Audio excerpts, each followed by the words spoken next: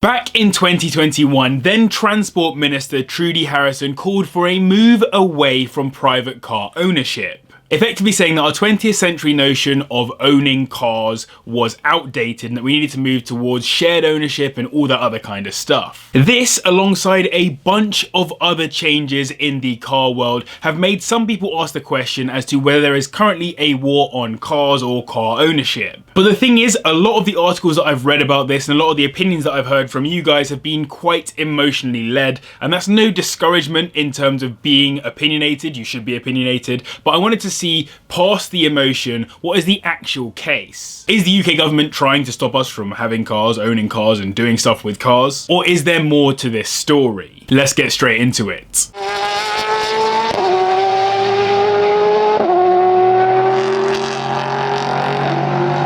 So when I was talking about the changes behind this war on cars, what did I actually mean? Well, people point to stuff like the ultra low emission zones as an example, where in London and other cities we have to pay in order to take more highly emitting cars into particularly highly populated areas. Other initiatives like low traffic neighborhoods, where you have to pay to drive your car through certain areas, or you pay a fine to drive your car through certain areas because you're not supposed to drive through them. Typically those areas are residential. Smart motorways, which limit how fast you can drive on motorways. Speed cameras, cameras that can check for people who are on their phones while driving. The potential for different types of vehicle taxing in future, which I've covered in a previous video, by the way, if you want to go check that out. These potential changes that make it more difficult for drivers to go about their driving in a free kind of manner are the kind of things that are pointed to in multiple articles about car ownership. The other thing that's highly relevant to this is the green agenda. So the impact of owning fossil fuel cars and obviously building cars, whether they are EV or otherwise, and the impact that they have on the environment. And that's not just talking about the environment broadly, that's talking about local environments as well, so air quality in particularly highly populated areas. So with the government trying to encourage people away from driving cars and into using more shared forms of transport, that can be construed as a way of having a war on cars and car ownership. And the impact of what I've just mentioned has been, in the past 2 years, there's been a year-on-year reduction in the ownership of cars here in the UK. That is the first time that it's fallen 2 years in a row since World War I. So that's quite a big thing and quite a big statement to make, and potentially an example of how this war on cars might be working. We'll get onto more of that in a second and why you should really care about it. But before we do that, I wanted to talk about a different piece of this puzzle.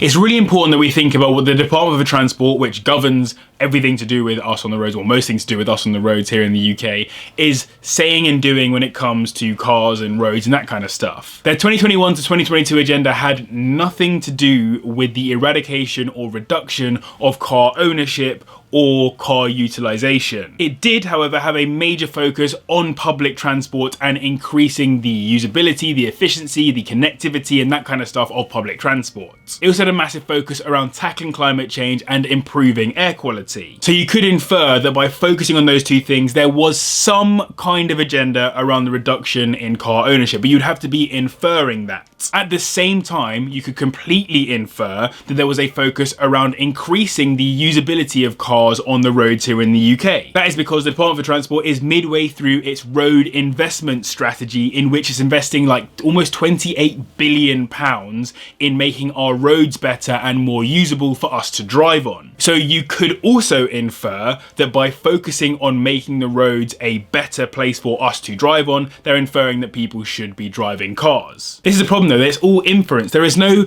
absolutely explicit thing that I can find on the internet where the government has said we are eradicating the ownership of cars. Now, of course, a war doesn't have to be explicit, it can be implicit, and we're getting onto that point as we speak, but I just wanted to make that very clear. The Department for Transport isn't out here trying to get rid of cars and car ownership, at least at the moment. Now, you might have noticed here that I am slightly struggling to find more information and more focus around how we are being told not to drive or not to own cars. The focus of the war on cars debate is almost entirely around changes in the way that we drive cars and the types of cars that we drive. And to an extent around restrictions relating to certain cars driving in certain areas. Now, it's absolutely possible to suggest that adding any kind of restriction around cars is a slippery slope to a full restriction on cars, but you have to make a leap to achieve that. I don't know how you actually fill that middle ground with content to get you from a day where they have an ultra low emission zone that's expected to make £0 for the government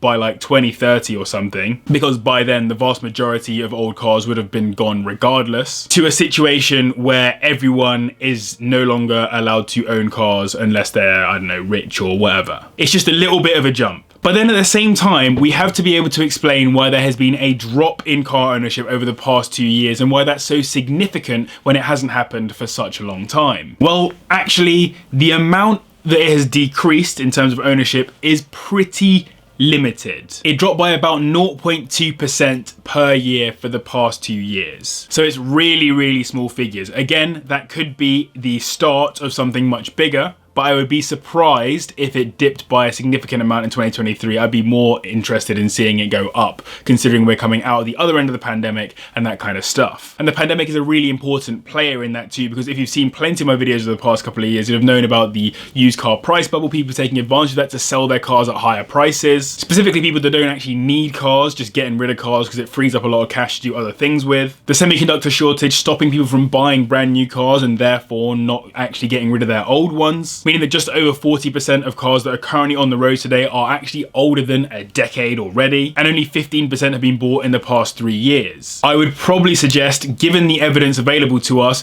the drop in car ownership over the past 2 years has been a blip as a result of the pandemic and not a result of some very useful and well-targeted war on the ownership of cars. There will be some people that suggest that the pandemic was a war on cars, but I mean, if you can prove that, be my guest. The other thing that we can take as an absolute truth is that the cost of living has increased, and I also recently did a video on the cost of driving being so much higher. Now, there is an argument that can be made that by increasing the cost of driving, you decrease people's likelihood to drive because they can't afford it. Nice and easy. There was a really interesting survey done recently around how people own cars, how much money they put into the cars, etc, etc, etc, which showed that on average, people in the UK spend approximately 13% of their income on their cars if they own cars. What's incredibly interesting about that is that transport poverty starts at 10% of your income. So on average, people in the UK are living in transport poverty. They are spending too much money on owning a car per year, which means that they are less able to live their lives in a more free and easy and whatever way. That is actually crazy. We are on average in transport poverty.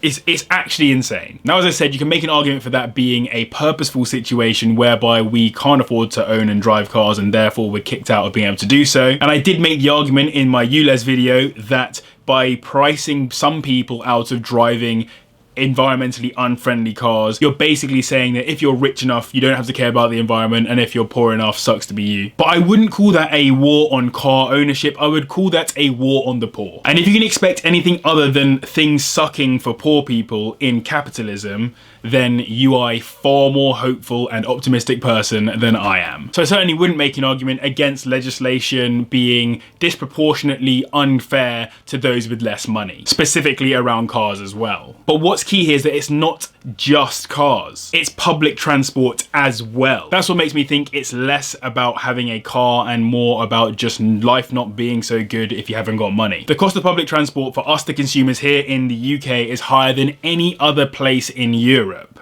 Now, if there was going to be some kind of way of incentivizing people away from driving cars and into using public transport, the most logical way of going about doing that would be an incentivizing scheme. i.e., look at how cheap public transport is, look at how expensive driving a car is, we'll make driving more expensive and we'll make public transport even cheaper, and we will catch those people in the middle who think, oh, actually I can save a bunch of money here. And don't worry about those who can't use public transport, we're getting onto that in a second. What the UK is basically saying, and I say the UK because this is across economics and politics and all the rest, what it's basically saying is that actually driving, very expensive, public transport, very expensive, sucks to be if you haven't got enough money to pay for it. Now, before I get into the ranting stage of how unfair that is, let's get back to the point in question. Another core part of this is that there is a difference between cities and rural areas. Now, many things that I spoke about at the start of this video that limit our freedom in cars are focused around cities. Ultra low emission zones, low traffic neighborhoods, blah, blah, blah, that's all city stuff. That affects people that live in London and to an extent other cities around the country, basically urban areas. Now, London only makes up 13% of the UK's population, and that's where the vast majority of the legislation has started to take effect. But it's important to note that statistic isn't necessarily that helpful because actually approximately 84% of people in the UK live in urban areas of some description. Some of those urban areas will be more or less well connected in terms of public transport.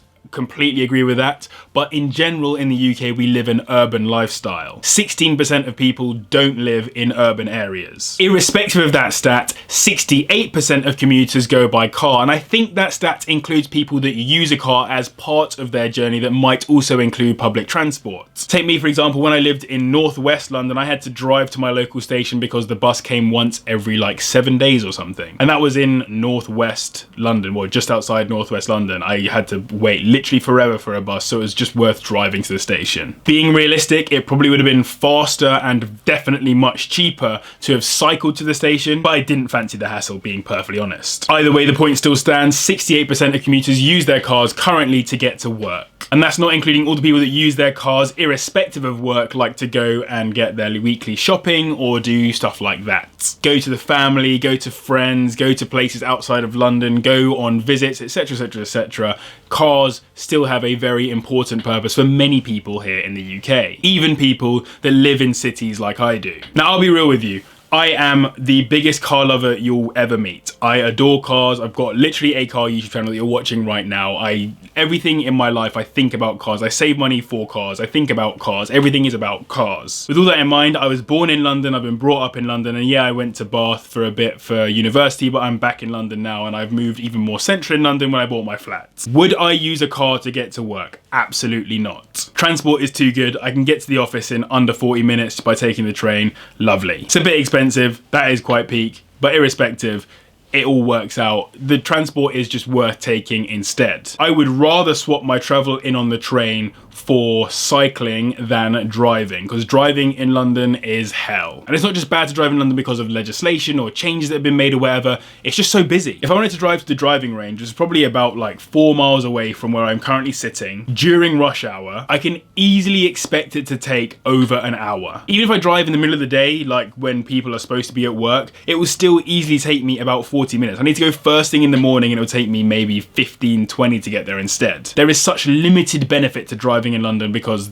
it's just so busy. But I absolutely 100% appreciate that is just the experience of someone like me living in London. For many people, it is impossible to get from place to place without a car. And I appreciate I'm a terrible example for the rest of the country because I live in a city and I own 3 cars. Ridiculous. And I'm trying to buy my 4th car this year as well. So yeah, if you want to help that, by the way, hit the like button, subscribe as well if you're new here, all that good stuff. I'd really appreciate it. But what I would take away from everything I've just said to you is actually that the legislation and the focus, at least from a governmental point of view, around cars is certainly not to get rid of cars or to get rid of the ownership of cars. Yes, the government will continue to make changes around cars. It's expected. It makes changes about everything. That's what the government does. It tries to make things safer. It tries to make things more efficient. It tries to make things cheaper. It tries to make things blah, blah, blah, blah, blah. All these things will happen. Change is the one thing you can almost 100% bank on in life. And the other thing you can bank on is that people will hate change. And that change is particularly hated if it is to do with a symbol of freedom like cars. I believe that cars represent something amazing, which is the ability to go anywhere you want in the world, to do anything you want, get in a car, disappear off. I could drive from where I'm sitting right now to the Middle East. I could drive to the bottom of Africa. I could drive wherever I wanted if I just get in a car and go there. They represent an incredible amount of freedom for us as people. And so when people want to start to limit that freedom, we just through nature decide that that's terrible. You cannot limit our freedom. And seatbelts are a great example of that. Back when they were implemented in the UK in 1983, there was a huge outroar about how people shouldn't have these seatbelts forced upon them and blah, blah, blah, blah, blah. Even the RAC thought it was a terrible idea, and the police said it was a waste of time. No one liked the idea of limiting our freedom in something that was a symbol of freedom. In the US, it was the same. 65% of Americans were against seatbelts, specifically for the reason of comfort. Things will change in relation to cars. Some of them will suck, some of them will be great. That's just kind of how it works. Do I like speed cameras? No, but at least in the UK, we have nice big yellow ones that are obvious to see, so they don't catch you out so often. Do I like the phone cameras? Actually, yes, because it pisses me off that people use their phones in cars. So if you're one of those people, stop using your phone in a car. It's not that deep. Do I like the ultra low emission zone? No, I think it actively hurts poor people. But my concluding statement is that no, I don't think there is necessarily a specific war on cars, at least yet. The way we own cars might change. We might see more people using rental deals. We might see more people using cars on demand. We might see more people using Uber, particularly if the cost of driving gets very high. But changes in trends is normal. If you'd asked me 15 years ago if I would use my phone to get a taxi immediately, I would have told you how would I do that. Now, if I want to get home from a night out, I just get my Uber app out or Bolt app or one of the many other possible apps and I get home. Things change. It's part of the game. The types of cars we might own or drive might also change, but we will still own and drive them. So do I find these changes annoying? Absolutely. Do I think the cost of driving is too high? Absolutely. Do I think there is an intention to eradicate cars and car ownership? No. I don't. But I'd love to hear your thoughts in the comments down below. This is all about conversation and this is just my opinion, so feel free to disagree with me, but let's do it respectfully. Mass thanks to the patrons always for their support and to you guys as well for watching. I'll see you in the next one and have a great 2023. I really appreciate all of you guys.